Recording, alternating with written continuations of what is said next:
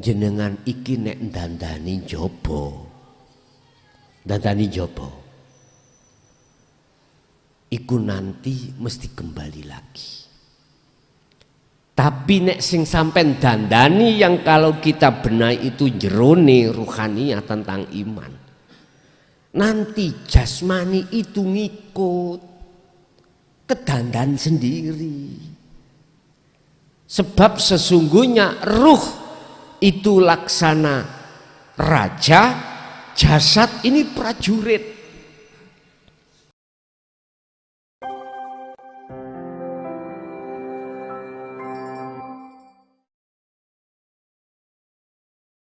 Surat yang ke-91 ayat 8, 9, 10. Bismillahirrahmanirrahim. Fa'alhamaha fujuraha wa taqwaha. Allah, maka Allah mengilhamkan kepadanya satu jalan kejahatan dan jalan ketakwaan. Allah ilhamkan. Artinya, kalau kau ingin memilih jalan yang rugi, jalan kejahatan ini. Kalau kau ingin menjadi golongan yang beruntung, maka ketakwaan ini. Lah kejahatan itu maksudnya Pak, jahat pada Allah. Innama ya'murukum bisu'i wal faksha. Background, kok background sih?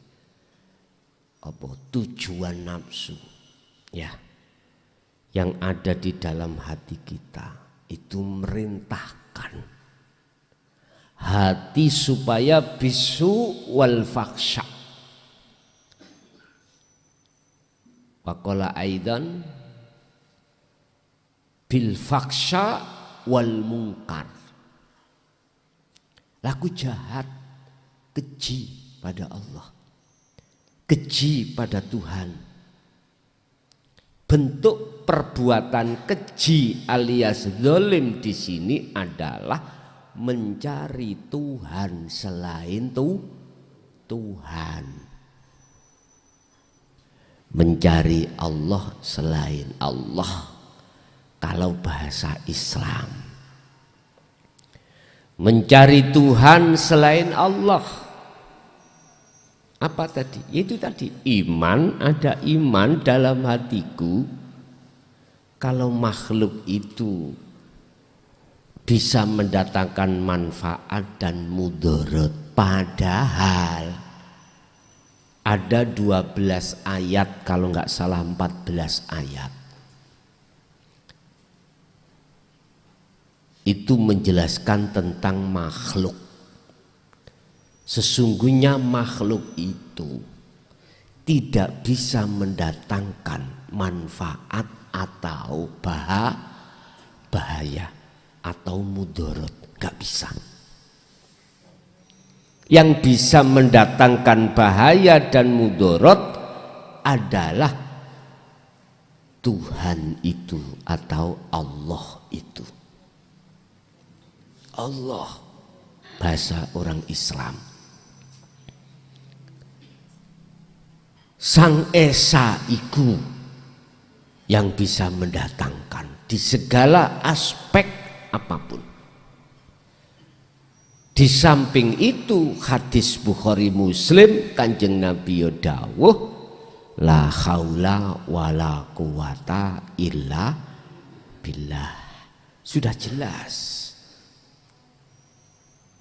Lah, untuk membuka rahasia ayat tadi dan hadis ini gak bisa jikalau kita itu tidak masuk dalam pendidikan dinut tauhid, ilmu kaweruh, ilmu tuwek.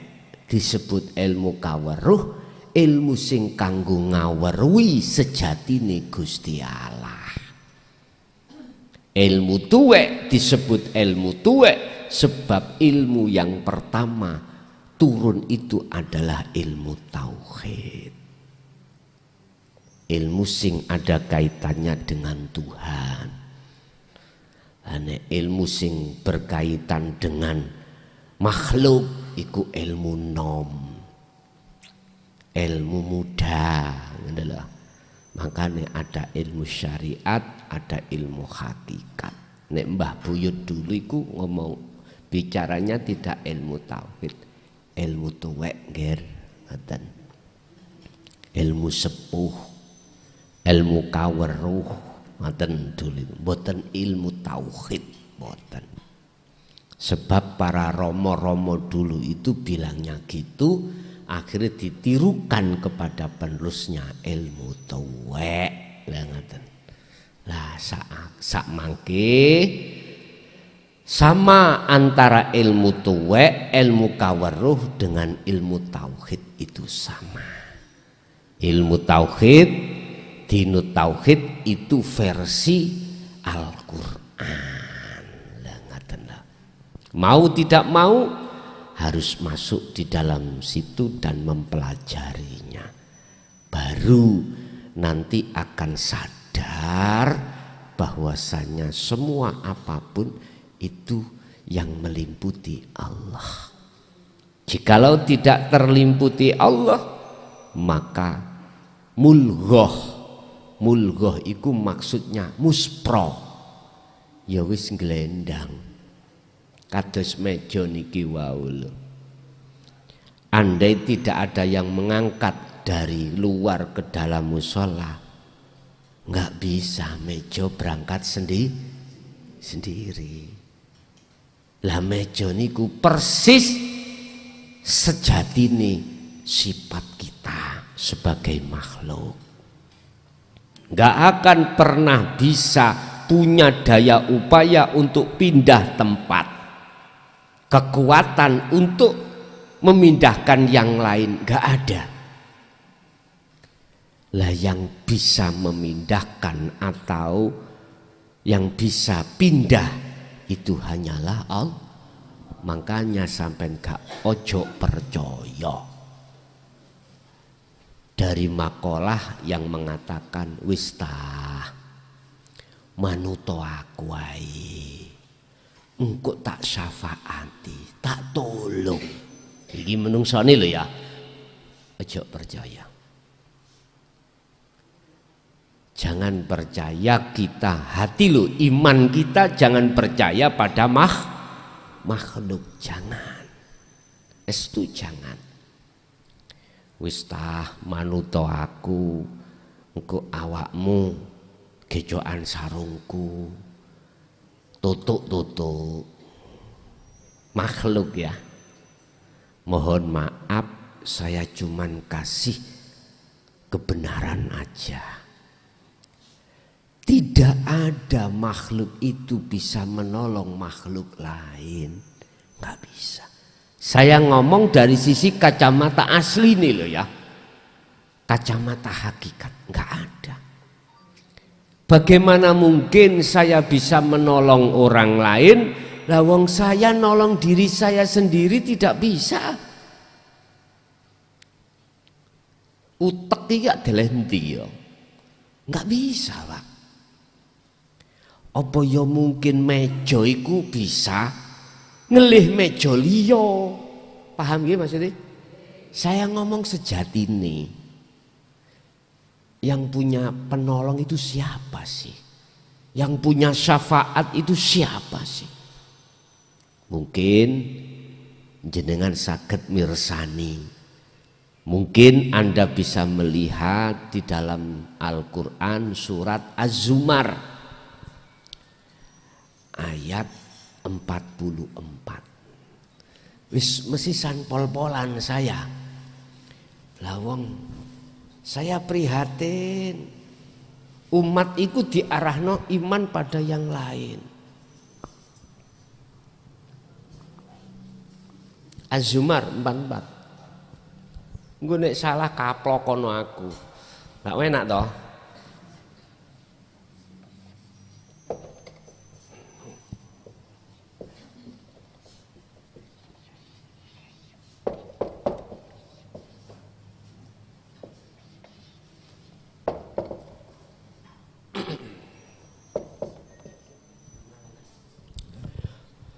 Kul dawuhna Muhammad. Ini Rasulullah sendiri lagi. Iki Rasulullah sendiri. Saya tidak bertanggung jawab jikalau ada yang mengatakan sebaliknya. Kul katakan Muhammad, lillahi ku tetap kedue Allah, rupane yang dikatakan Rasulullah. Lillahi ku tetap kedue Allah opo asyafaatu pertolongan. Jami'an kelawan sekabehane. Muhammad katakanlah bahwasanya syafaat itu milik Allah mutlak. Mutlak. Mutlak iku ngeten, Pak. Capung isok miber karena ditolong Allah. Meja bisa pindah karena ditolong Allah. Dapat syafaat Allah. Lah syafaati Allah diizinkan kepada mereka tadi, dia tadi, beliau tadi yang mengangkat meja. Bukan makhluk itu yang mempunyai hak mutlak bisa ngangkat meja yang ada kaitannya dengan kekuatan, walaupun secara syar'i mata dohir sing ngangkat si A. Paham nggih? Jikalau ada seseorang yang mengatakan aku bisa menolongmu, gombal, iku miturut kacamata hakikat makrifat lho ya, boten miturut kacamata syariat. Ini langsung Rasulullah sendiri yang bersabda, Pak, yang berkata dari firman Allah. Bukan delondongi klason. Bukan. Ngerti delondong ya? Napa? Ya blegeri klason ini. Bukan. Niki Quran masalahnya. Saya luruskan. Sebab di luar sana ada yang mengatakan Rasulullah Muhammad itu bisa memberikan syafaat terhadap iku benar kalau mandang dari syariat. Sapa sing ngangkat meja? Cak Gimin, Mang. Oh iya, masalahnya melihat dari sisi kacamata dohir. Wujudnya Cak Gimin yang mengangkat meja. Coba di dalam diri Cak Gimin tatkala tidak ada Allah. Cak Gimin itu makhluk. Apa bisa kuat Cak Gimin itu ngangkat sendiri? Gak bisa. Kita itu manusia sukanya itu melihat kacamata syariat saja.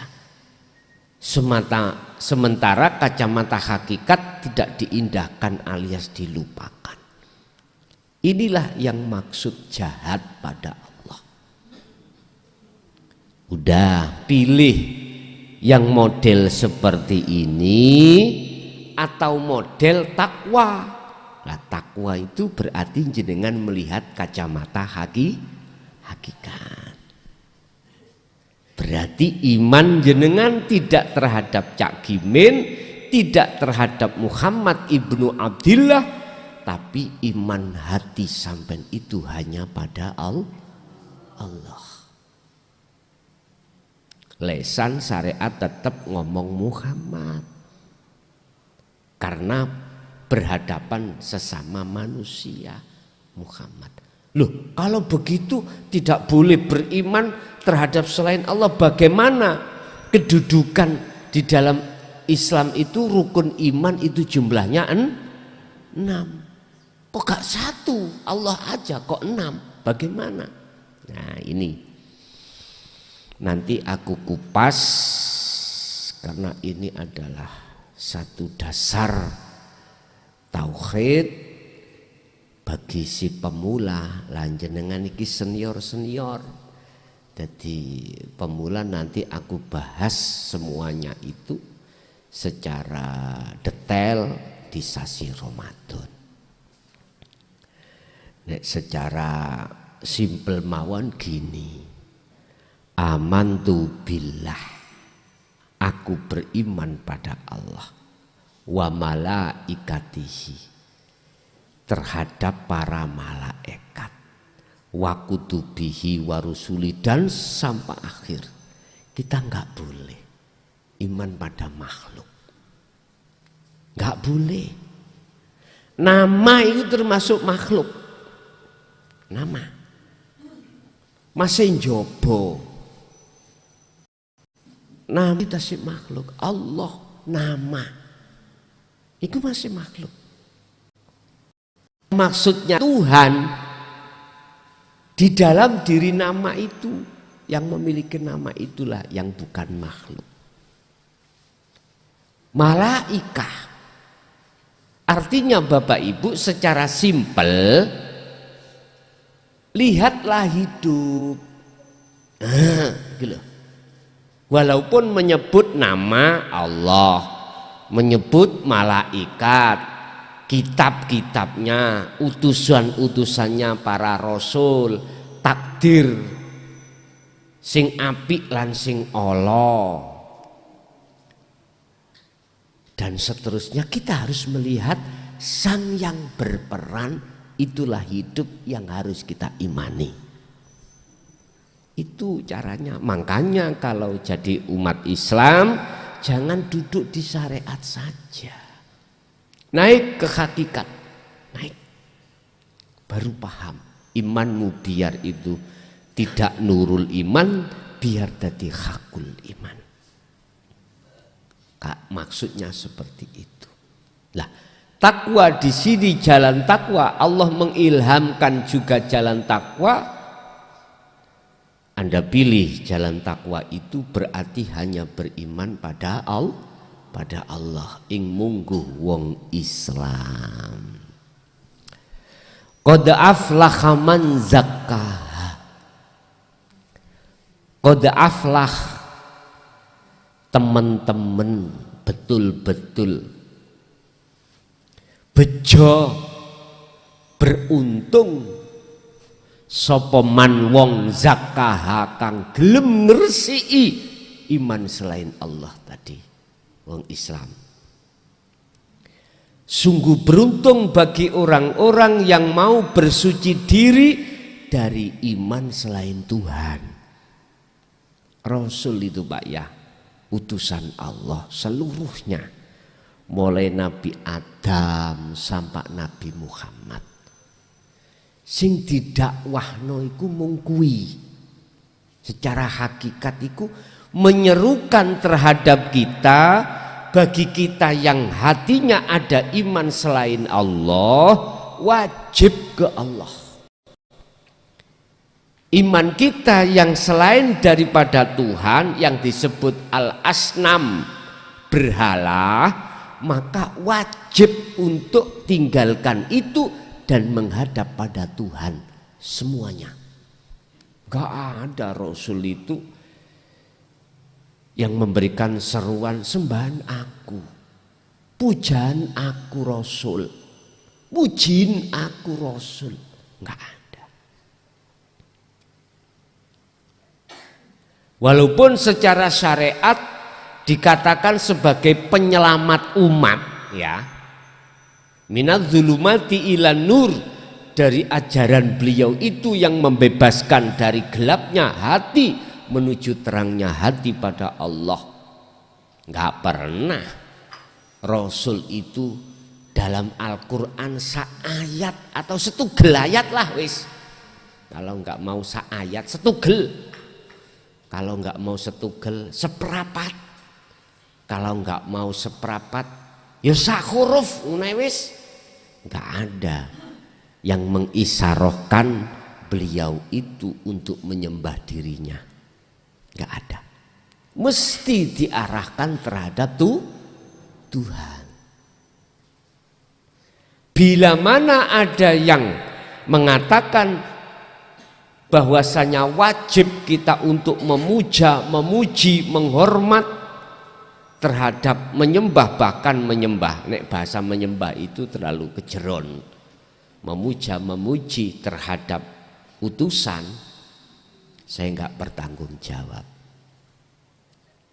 Kalau boleh saya pendapat itu propaganda aja mereka supaya tidak mengalih penghambaan.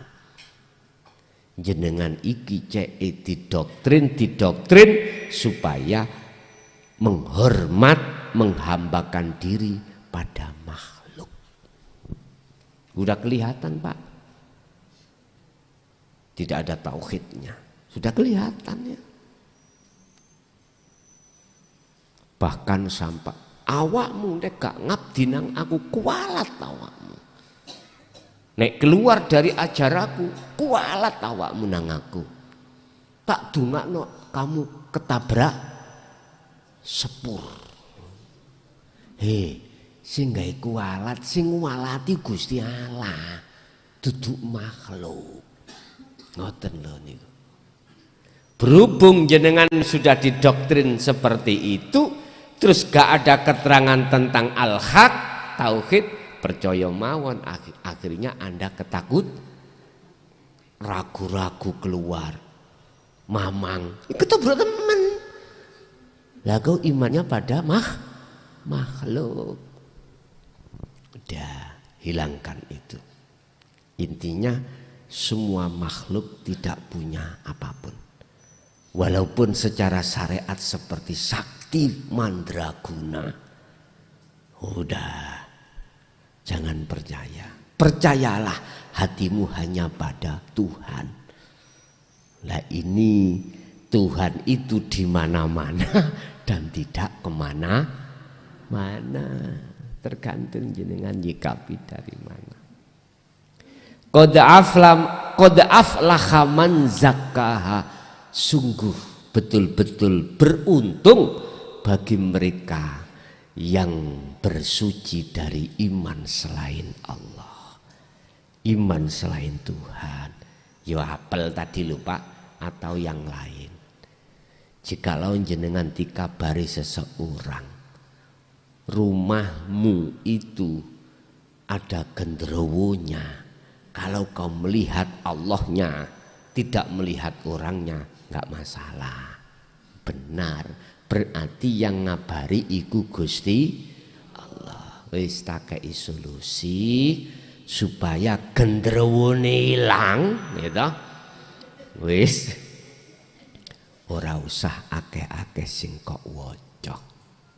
Cukup ngadonga rahime Gusti Allah kelawan ngucap bismillahirrahmanirrahim. Tapi hatimu harus bertajalli loh ya. Wis. Engko rong wulan teko si pembeli. Lah penak toh? Wis gak kadek syarat-syaratan tuku minyak dan lain sebagainya.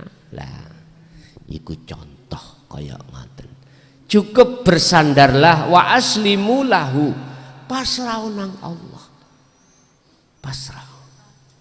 Artinya pasrah. Apa yang kau lakukan jangan pernah kau akui kalau kau yang melakukan. Pandanglah semuanya itu Allah. Apa yang kau dengar, apa yang kau lihat, apa yang kau ketahui, tetapkanlah bahwasanya semua itu datangnya dari Allah. Baru cair Pak niki. Gak gampang muring-muring. Wis satu itu golongan orang yang beruntung. Nomor dua, wa qad khaba man dassaha. Sungguh merugi bagi orang yang orang itu tetap berdomisili dalam apa? Dalam kesyirikan. Syirik khafi. Sing gak gelem bersuci gitu Pak maksudnya. Membiarkan ruhaniyahnya terbelenggu dalam belenggunya hawa nafsu. Nafsu membelenggu itu dengan syahwatu dunia Pak. dengan iman-iman selain Allah, yaitu makhluk tadi. Fi qulubihim maradun fazadahumullahu marada. Tatkala ini kau biarkan, syirik itu nggak akan hilang, Pak. Bahkan justru bertambah tebal. Syirik sing lawas masih ada. Kedatangan sing anyar-anyar. Wis teko kabeh. Lho, kalau tidak aku, kalau tidak kai. Nah, wis mulai teko. Tambah bek. Maka Allah katakan dalam satu ayat, besok orang ini itu masuk di tengah wengi, peteng dedet tengah wengi, dia itu ada di tengah laut yang kelihatannya tangannya saja dia tenggelam. Laute wis peteng, waktune peteng, matanya buta. Itu namanya peteng dedet. Udah, melihat kanan kiri tidak akan pernah bisa, karena nggak ada cahaya sekecil apapun, nggak ada. Ini bahasa di dunia ini, Pak, golongan kita yang hati kita terbebani, terkupeng ya Pak, terkepung dengan syirik khafi ini. Semakin hari tidak hilang, malah semakin datang, semakin tebal, gelap. Akhirnya jenengan gampang muring-muring, mudah amarah manakala menemukan sesuatu yang tidak cocok miturut nafsu Anda, tak cocok. Terus lagi jenengan ini akan juga merasa takut kehilangan manakala sesuatu yang kau harapkan itu sudah datang, takut hilang. Jadi kehidupan kita itu seperti orang stroke gitu, Pak, melaku ngejar-ngejar nih kalau Bu, ngeten. Ya seperti itu. Jadi nggak bisa plek, nggak bisa. Kalau bahasa Quran itu perbedaan antara orang yang beruntung dan merugi. Yang beruntung itulah khaufun alaihim walahum yahzanun. Nggak ada rasa takut, khawatir, gelisah. Karena dia sibuk.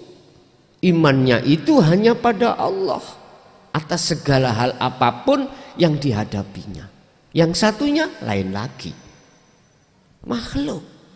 Akhirnya ketakutan, khawatir, gelisah.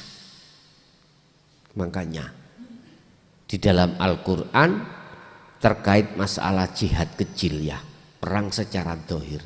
Mengapa jumlahnya sedikit bisa mengalahkan jumlah besar? Karena apa? Hati, keimanan itu. Yang jumlah kecil, dia sudah komitmen keyakinan, walaupun aku mati akan mati syahid. Yang imannya pada selain Tuhan, wedi, Pak, takut. Bagaimana nanti anakku, istriku masih muda, anakku masih kecil-kecil, takut. Makanya kalah dengan yang kecil. Yang kecil itu pas, gampangan wong Jawa, nekat, kuat. Yang jumlah banyak ragu-ragu, mundur aja, akhirnya takut mati. Tapi yang kecil justru syahidlah yang dicari. Seperti itu. Bapak Ibu, siapa golongan di dalam ayat yang nomor 10 itu yang dikatakan orang yang merugi adalah orang yang mengotori hatinya? Mereka yang selalu dan selalu mendengarkan fatwa-fatwa, mohon maaf, dan percaya dengan fatwa itu yang mengarahkan imanmu pada selain Allah. Padahal surat Az-Zumar ini mentok, Pak, saya ngomong.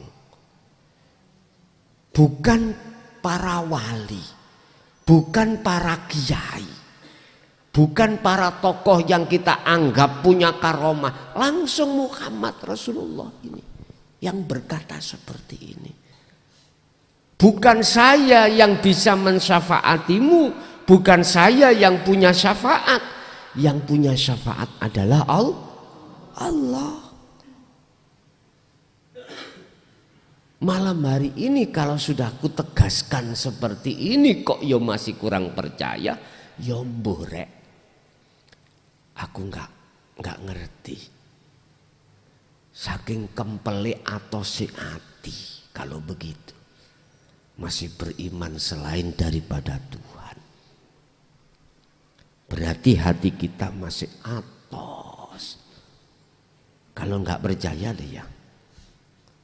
Kalau nggak percaya masih tetap menuduh selain Allah, selain Tuhan itu bisa memberikan pertolongan. Yes, aku nggak tahu.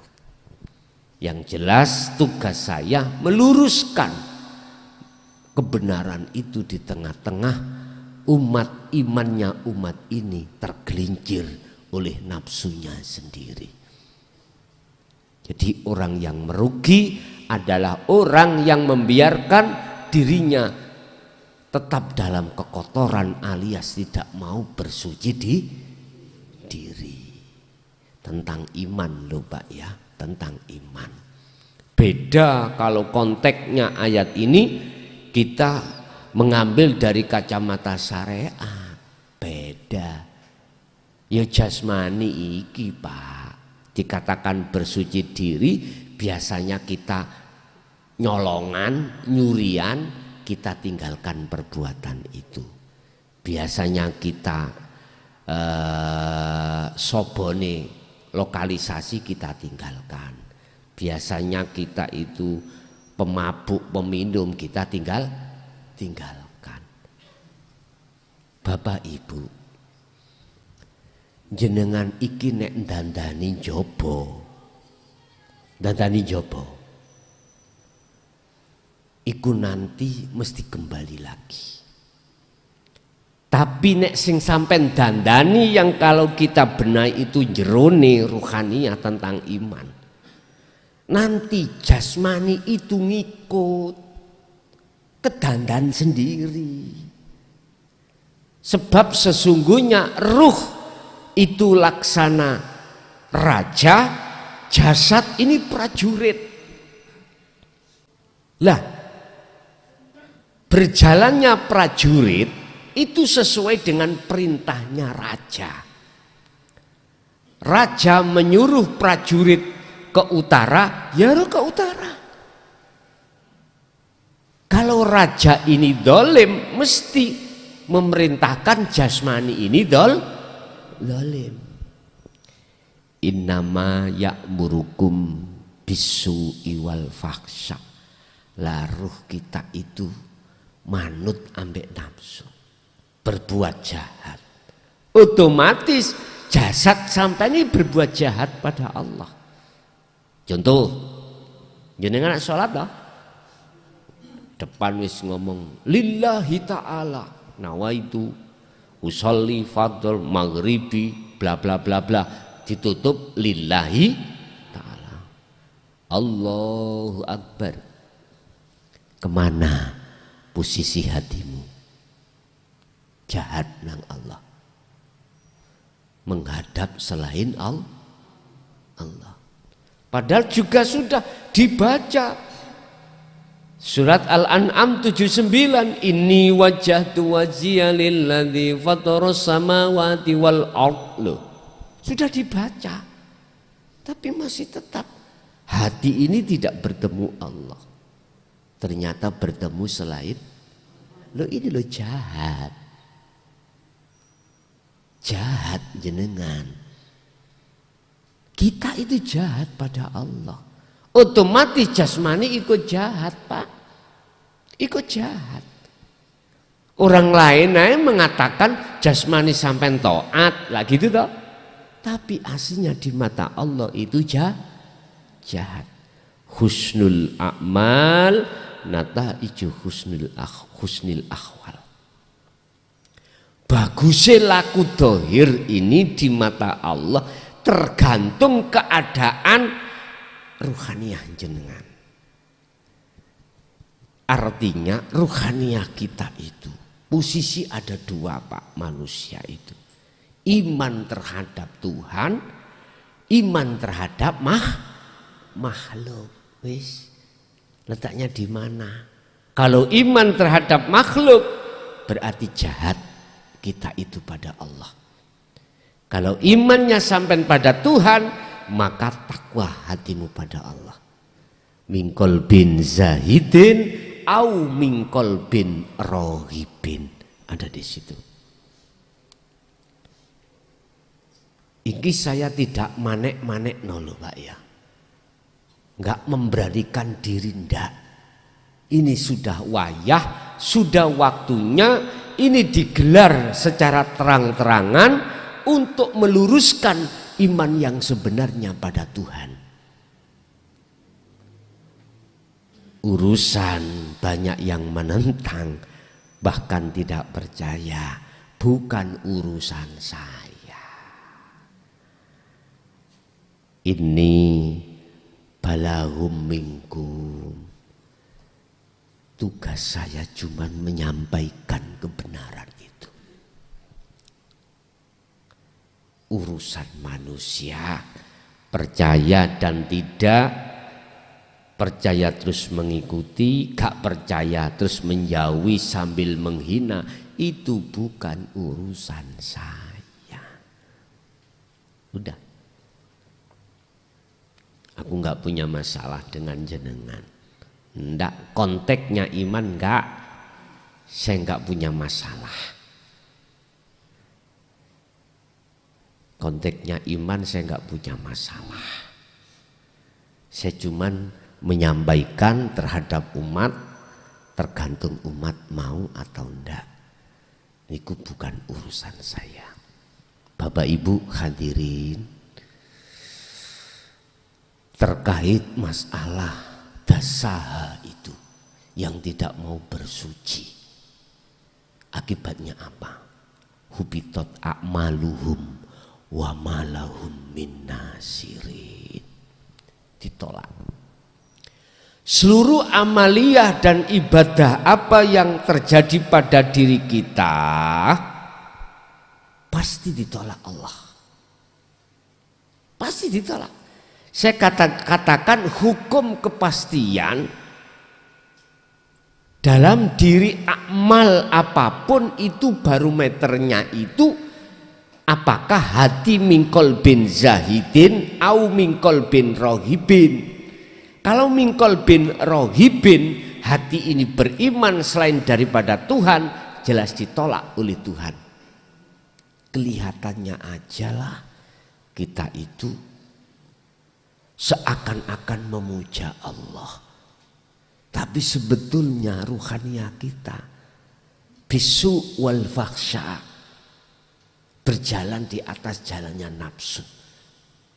Buktinya beriman selain Allah. Jenengan gak akan sadar kalau ketutup hati sampean dengan doktrinnya nafsu. 3 hal nafsu mendoktrin Anda. Pertama, wa yastahibbunal hayatad dunya alal akhirah. Anda dipaksa hati untuk beriman terhadap makhluk, yang makhluk ini ada kaitannya dengan hubbus syahawah. Kalau sudah masuk di sini jebakan ini, alal akhirah, Anda akan melalaikan Allah, melalaikan Tuhan yang sebenarnya.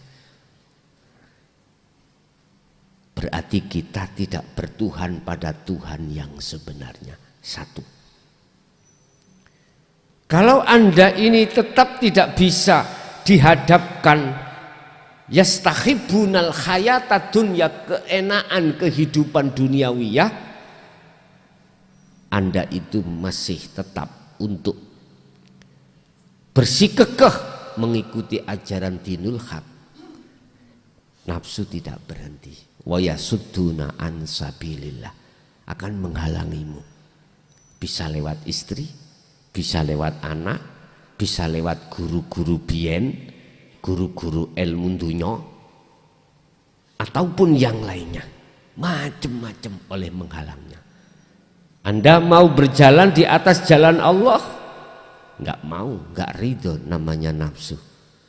Dihalangilah Anda lewat istri, lewat anak, lewat apapun, dibikin keok sampean.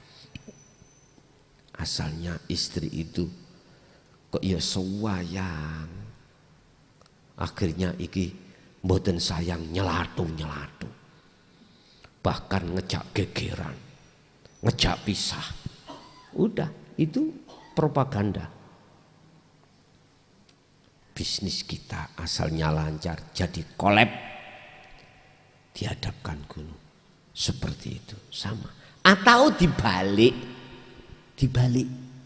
Istri suami kita nggak pernah gati. Apa gati itu, Pak? Perhatian. Loh, kok ujuk-ujuk ndelalah istri atau suami kita itu yang gati. Tidur aja nggak pernah, Pak, satu kamar. Iki loh, nggak mau pedot. Seperti kemanten anyar. Jenengan jelas. Tambah senang toh hati. Unaha iwaja, dibengkok no iman jenengan, supaya mengatakan imannya kepada makhluk. Lesannya kita ngomong amantu billah wa minan nasi may yaqulu amanna billahi wal yaumil akhir, tapi wa ma hum bimu'minin, sebetulnya kita tidak beriman. Dibengkokkan, padahal ditutup di ayat yang terakhir itu visi dan misinya nafsu. Surat Ibrahim ayat 3, ulaika fi dhalalim ba'id. Ketahuilah, mereka itu, nafsu itu menjerumuskan kamu, dan mereka itu tersesat terlalu jauh. Mengapa kau ikuti? Lah nafsu itu, Pak, minal jinnati wan mendo jin, mendo menungso. Maksud mendo jin, bisikan dalam hatimu. Yang bisikan itu adalah mengarah iman pada selain Tuhan, selain Allah, bukan dari orang lain, dari dirimu sendiri. Wanas, dari manusia orang lain ngomong, cak tak kandani ya. Aku krungu, saya terdengar Anda punya masalah. Inji, pengen masalahmu selesai? Inji, sebab kula niki dengan masalah itu susah turu, susah mangan. Lah piye to, Pak? Waktu malam rumah ditutup, ditilpuni. Kapan nyaur? Lah sumpek sih nggih. Siang rumah dibuka, diparani kolektor, ditagih. Sinten nggak pusing? Mesti pusing. Jenengan ditawari, gelem tak tawari solusi. Sebab ono masalah mesti ono solusi. Inji, tak utangi. Sing tak utangno iku duit lanang. Wis sak karepmu nyauri kapan terserah. Ya. Wedok iku mana? Ngoten maksud Ibu ya. Nah, temu mriki biasa nggih sing diutangno duit wedok nggih. Kok ya padha ae ngono. Maneh sing nggawa tas nika nggih. Mlebu warung metu warung niku lho, mlebu toko metu toko niku nekek niku. Niku nekek. Pol nekeki. Ojo terlibat teng mriku. Lah, jenengan mau. Karena saya kasih solusi dengan uang cash, nyaur sampean itu tidak terbatas. Wis kalau punya sauri, kalau enggak punya jangan dulu. Loh saweneng nggih. Wah pol senenge ngeten iki. Kok ndi ana wong sing kaya ngono iku. Akhirnya memang terjadi. Tapi sampean beriman. Dikandani. Iki sing ngutangi aku, ya. Sing ngutangi aku. Nanti kamu nyaurnya ya terhadap aku. Sampean didoktrin yang menolong itu adalah saya. Lah, berarti saya itu nafsu mendo-mendo manusia. Mendo-mendo manusia. Atau memberikan keterangan fatwa terkait besok di akhirat atau di dunia ini. Kok ya ngomong makhluke? Iku berarti nafsu mendo-mendo Wis pokoknya gini loh Pak. Siapapun dan apapun bentuk fatwanya, kalau mengarahkan terhadap Tuhan pun sampean cut. Sampean cut tahu maksudnya cut. Sampean cegat. Jangan sampai masuk di dalam hati. Udah. Sampean cut. Sampean batasi. Sebab Allah sudah mengatakan walladzina kafaru awliya'uhumut taghut yukhrijunahum minan nuri ila dzulumat. Kalau kita percaya pada nafsu mendo-mendo manusia dengan fatwanya itu, maka hatimu akan menjadi gelap pada Allah. Loh, gak percaya bagaimana toh Gus? Wong nyatanya iya. Miturut omongannya itu benar terjadi. Kan diomongi. Yes. Kamu beli minyak ini.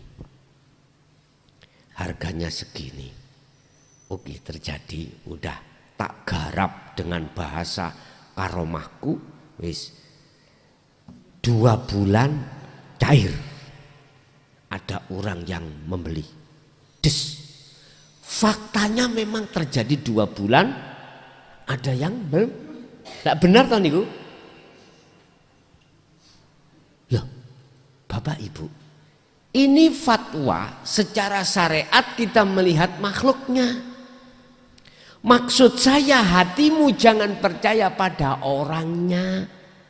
Karena orang itu makhluk. Percayalah, lihatlah hidupnya. Loh gitu maksudku loh. Jelas ya? Lah Anda akan bisa melihat pada hidupnya. Itu tidak lepas dari dalam diri Anda. Pasti ada didikan ilmu tauhid. Kalau tidak nggak bisa.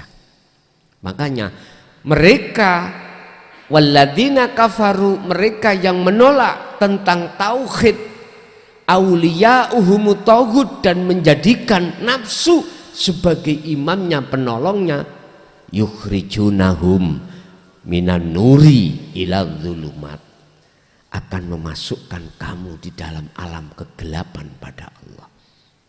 Tapi satunya, Allahu waliyul ladina amanu yukhrijuhum minadz-dzulumati ilan nur.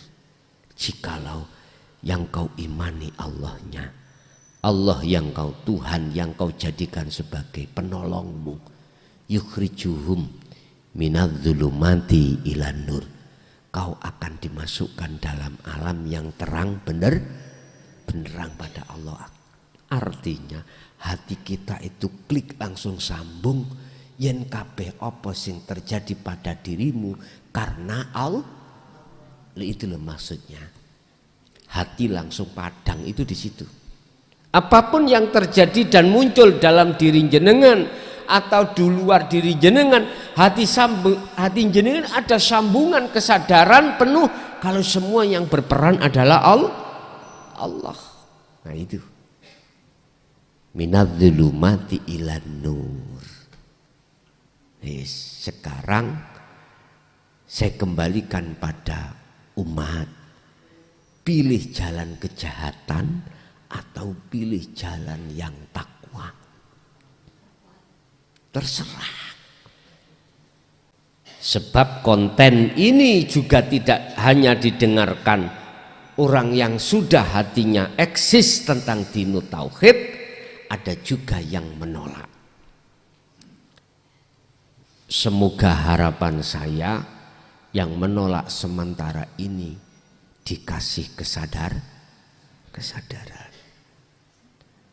Akhirnya oper persnelang. Tadinya iman pada selain Tuhan, sekarang berimannya hanya pada Tuhan. Dengan datangnya ayat ini, Bapak Ibu hadirin jamaah rahimakumullah, kita sebagai kepala rumah tangga, sebagai suami pasti tahu bagaimana posisi iman istri anakku. Tahu. Kalau jenengan sudah tahu, maka sadarkan lewat ayat ini. Surat As-Samsi ayat 8-10 terkait orang-orang yang beruntung dan orang-orang yang merugi baik di dunia maupun di akhirat. Karena itu tanggung jawab kita sebagai seorang suami. Ar-rijalu qawwamuna 'alan nisa. Mungkin bagi si istri juga begitu. Manakala lebih dahulu Anda beriman pada Allah daripada istri, daripada suami, kasih tahu, karena itu orang dekat Anda. Itu bahasa manusiawiyah. Lah nanti bahasa rububiyah ketuhanannya apa kata Allah. Itu manakala dalam hatimu ada keinginan kerentek untuk menyampaikan pada keluarga masing-masing. Bapak Ibu hadirin jamaah rahimakumullah, itu apa yang bisa kami sampaikan.